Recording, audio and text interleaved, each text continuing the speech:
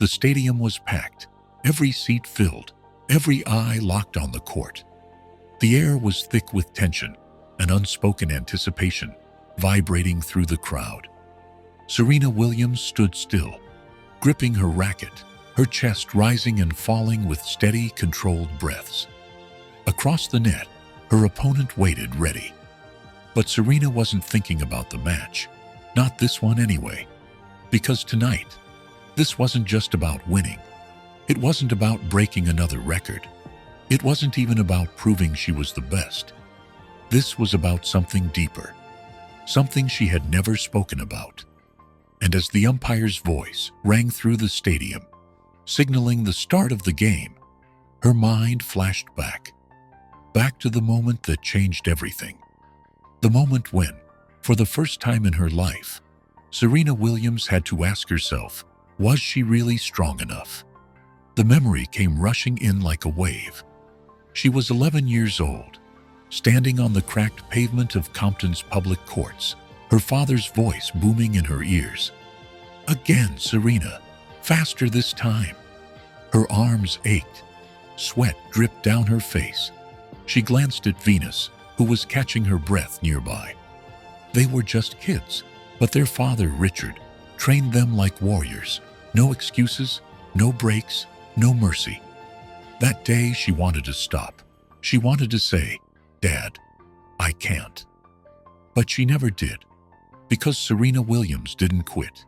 Even when the courts weren't safe, even when kids from the neighborhood mocked her, even when a stray gunshot once rang out during practice and they had to drop to the ground, waiting for silence. She never quit. But years later, on one fateful night, something happened that made her question everything. It was 2011. The doctors had just delivered the news. A pulmonary embolism, blood clots in her lungs. Dangerous, life-threatening. She should have seen it coming. The exhaustion, the dizziness, the way her body had been screaming at her to slow down.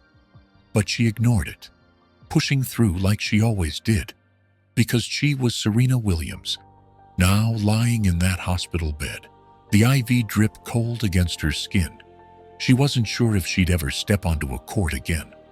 Her mind raced. If I can't play, who am I? The idea of a life without tennis felt impossible, empty. She had fought her whole life. But this was a fight she didn't know how to win.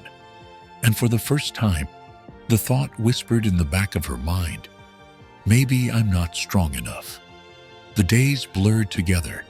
Physical therapy, pain, moments of hopelessness. She could hear the whispers of doubt, not just from others, but from within herself. Maybe this is it. Maybe this is where it ends. One night, she found herself staring at her reflection in the hospital bathroom mirror. Dark circles shadowed her eyes. The powerful, unbreakable athlete the world knew. She didn't recognize her. Then she thought of her father.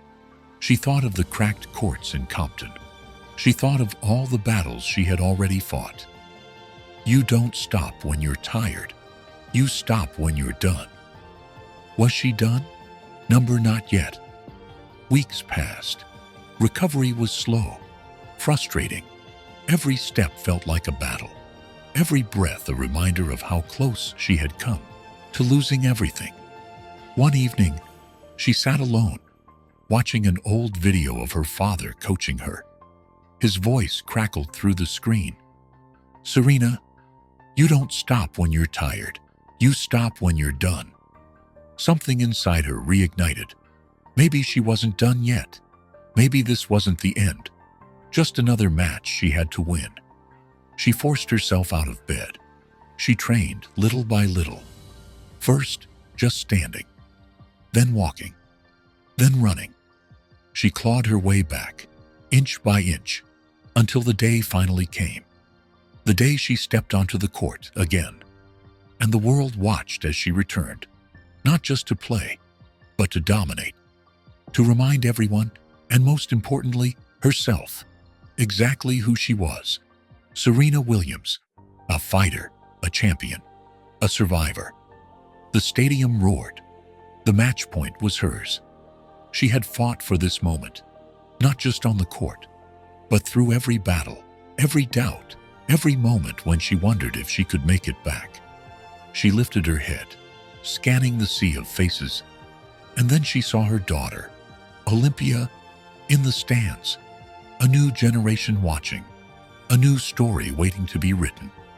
And in that moment, Serena knew this wasn't just about tennis. This was about legacy, about showing the world what true strength looked like, about proving that no matter how many times life knocked her down, she would always, always rise. She gripped her racket, nodded to herself, and whispered under her breath, "Let's go." Then, she served, and the world watched in awe. Strength isn't just about how hard you hit. It's about how hard you fight when everything is stacked against you.